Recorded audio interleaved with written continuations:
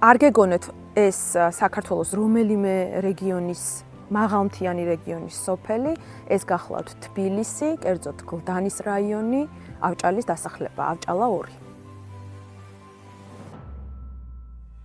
დღემდე უკვე წლების განმავლობაში არ არსებობს კანალიზაცია და არ არის შიდა საუბნო გზები, საერთოდ მისასვლელი გზები, ჩვენ ნახეთ აქ მოსახლეობა, ვესაუბრეთ მათ საკუთარ პრობლემებზე, წლებია ითხოვენ შველას, წლებია ითხოვენ, რომ მოწესრიგდეს ინფრასტრუქტურა გზების მიმართულებით და მოხდეს კანალიზაციის გაყვანა იმისთვის, რომ ადამიანური საცხოვრებელი პირობები ქონდეთ აქ მცხოვრებ ადამიანებს. ჩვენი პირადი ჩემი პრობლემა ესაა და სულ ყველა ჩვენთანდანის პრობლემა ესაა, ჩვენი ამ მოსახლეობის, რომ გზა არა, უგზობა, კანალიზაცია არა გვაქვს, წყლის სისტემა მოწესრიგებული არა, ბავშვებს ელემენტარულად ვერ უშვებს სკოლაში, მიდიან სულ ტალახიანები. ეს არის აფხაზეთის ქუჩა, ეს არის ჰერეთის ქუჩა. გაუსაძლისი პირობები არის, განსაკუთრებით მაშინ, როდესაც მოდის ნალექი.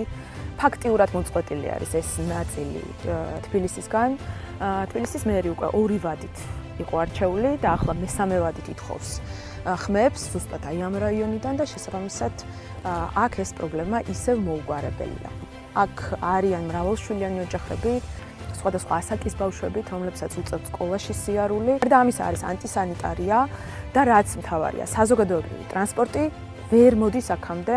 ფაქტიურად ადამიანებს უწევთ ძალიან დიდი ფართობის გავლა ფეხით იმისთვის, რომ დაუკავშირდნენ გლდანის უკვე ცენტრალურ ნაწილებს.